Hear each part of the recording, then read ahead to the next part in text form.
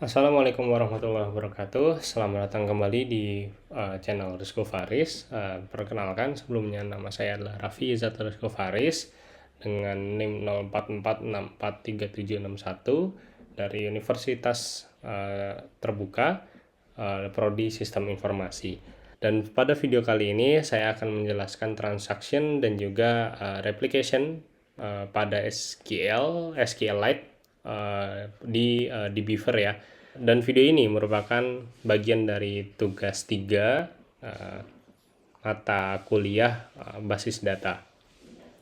Oke, tanpa panjang lebar kita langsung saja. Nah, dari video sebelumnya kita sudah mempunyai database rumah sakit dan di sini ada beberapa tabel yaitu administrator, daftar, dokter admin, pasien, dokter dan juga pasien dokter. Keenam tabel ini sudah saling terhubung dan sebelumnya kita sudah membuat ya bagaimana kita praktekkan DDL dan DML-nya. Nah, pada video kali ini kita akan mempraktekkan bagian dari transaction dan juga sedikit nanti intermezzo mengenai replication-nya seperti itu.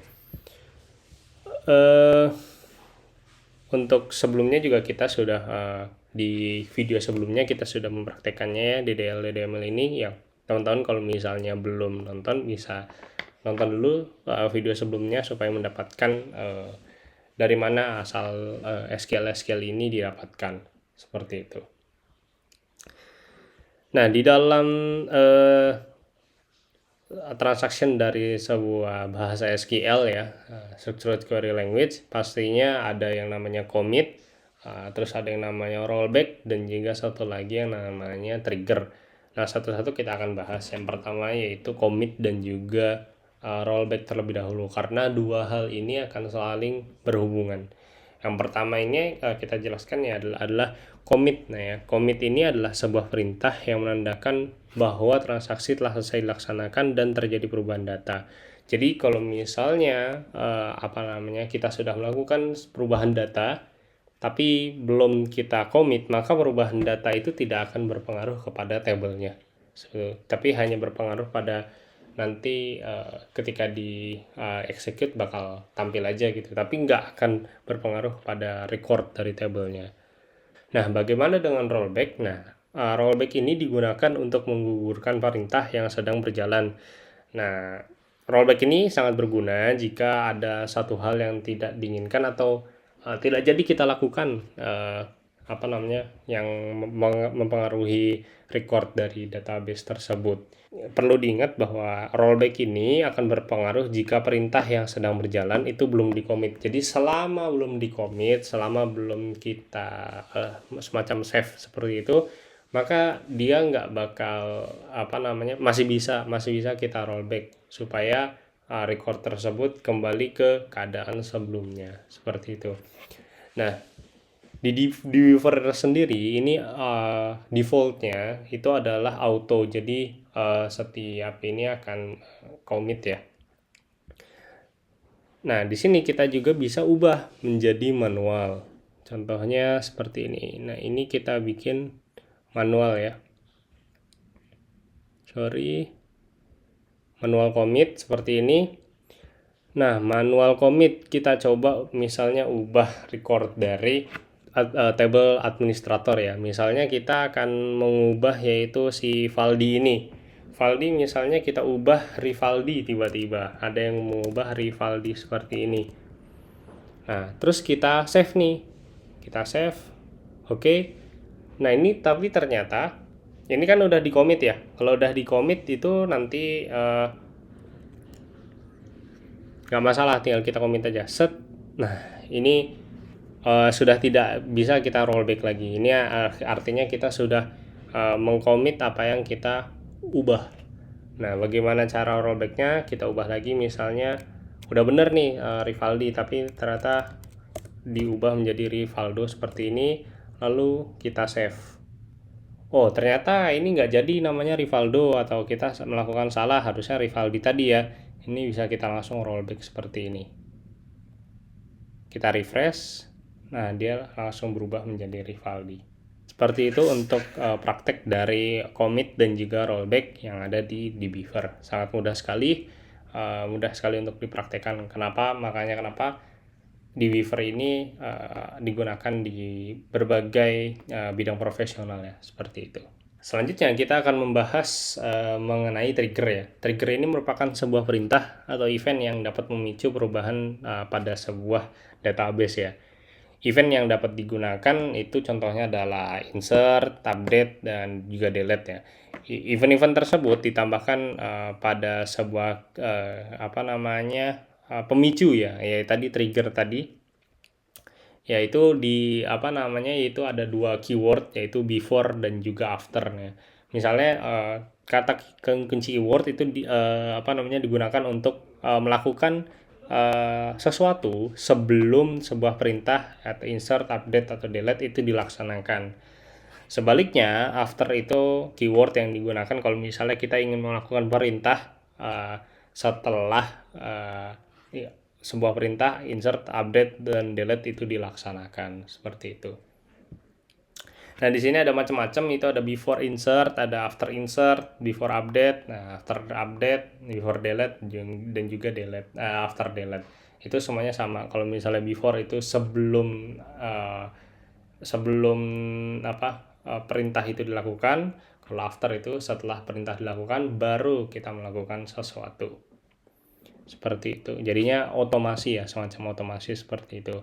Pada prakteknya kita akan membuat table yang namanya transaction table dan transaction obat dan juga obatnya itu sendiri. Jadi nanti kita akan men-trigger kalau misalnya ada record masuk ke transaksi obat, maka stok yang ada di table obat itu akan berkurang sesuai dengan jumlah yang dimasukkan pada record dari transaksi obat, seperti itu.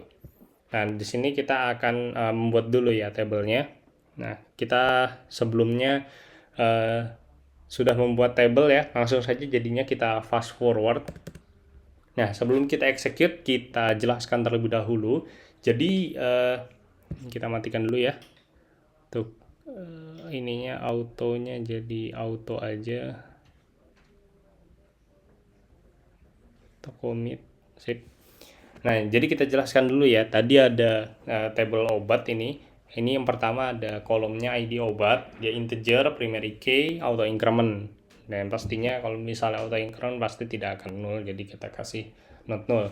Yang kedua ada kode obat, varchar not null, nama obat varchar not null juga. Untuk harga dan stoknya ini kita pakaikan integer, dua-duanya not null, seperti itu. Ini kita execute terlebih dahulu ya. Kita execute. Oke, sudah di-execute, kita refresh terlebih dahulu tabelnya. Nah, sudah muncul ya harusnya ya. Nah, ini sudah ada muncul obat. Lalu selanjutnya ini kita akan membuat yang bagian transaksi obat. Nah, transaksi obat di sini kita namakan aja ya transaksi underscore obat. Lalu untuk yang kolom-kolomnya itu ada ID transaksi sebagai identifiernya, dia integer, primary key, auto increment, dan tentunya not null. Lalu untuk menghubungkan antara table pasien dan juga table obat dulu ya, table obat dan juga transaksi obat ini kita akan membuat kolom ID obat integer not null yang akan kita constrain nanti, dan ID pasien ini yang akan membuat transaksi obat dan juga tabel pasien itu akan terhubung. Lalu selanjutnya ini adalah jumlah dari transaksi obatnya ya, dari obatnya nanti yang akan kita masukkan varchar. Ini di sini kita ganti aja ya, integer juga. Sini integer. Untuk jumlah kita kasih integer, total harga juga kasih kita integer tentunya ya, seperti itu. Nah, kalau sudah langsung saja kita execute lagi, klik kanan, execute. Oke. Ini kita refresh terlebih dahulu, klik kanan, refresh.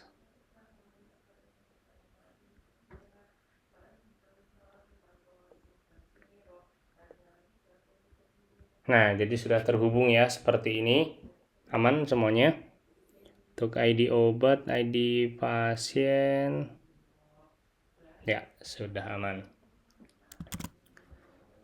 Oke, selanjutnya kita akan buat dulu untuk recordnya, record obat ini. Ini kita akan buat 3 buah ya sebagai dummy data. Ya, sebelumnya kita juga sudah mempraktekkan bagaimana cara insert data ya. Jadi kita fast forward aja.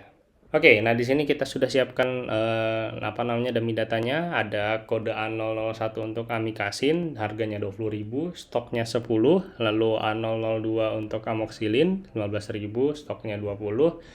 Dan yang terakhir itu ada A003 betadine 7.000 dengan stok 5. Oke, kita execute terlebih dahulu, klik kanan, execute, klik kanan, execute query. Oke, sudah kita cek terlebih dahulu ya. Obat, refresh. Oke, baru yang pertama doang. Yang kedua,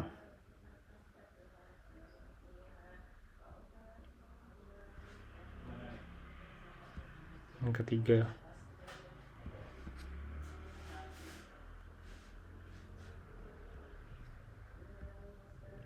Kita refresh. Obat, nah sudah masuk semua ya.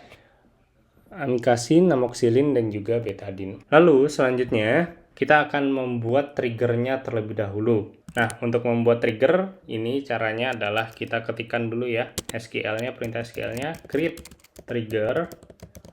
Lalu nama triggernya TG misalnya jual obat.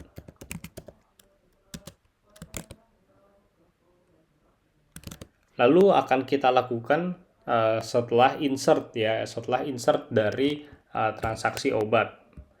Nanti after insert on transaksi obat, untuk setiap barisnya for each row. Lalu kita tuliskan perintahnya ya, perintah untuk ngupdate-nya.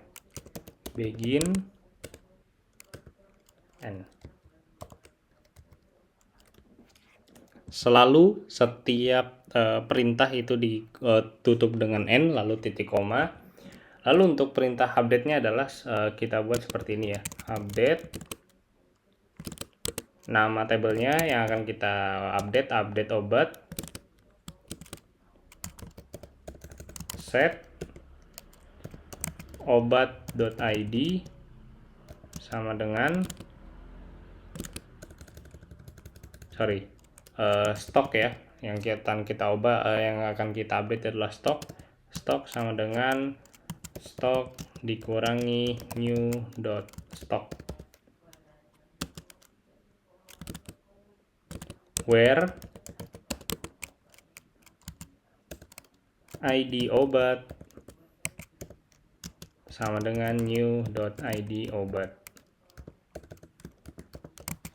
titik koma. Nah, kalau sudah, ini kita execute terlebih dahulu ya, dengan cara seperti biasa, di blok execute SQL query. Nah, sudah seperti ini, cara ceknya gimana kalau misalnya sudah masuk triggernya ini, kita refresh terlebih dahulu database-nya, lalu kita buka table triggers. Nah, nanti di sini akan terbuat satu record trigger yang bernama tadi ya, TG jual obat di table transaksi obat. Nah, sudah ya, sudah kita buat tadi.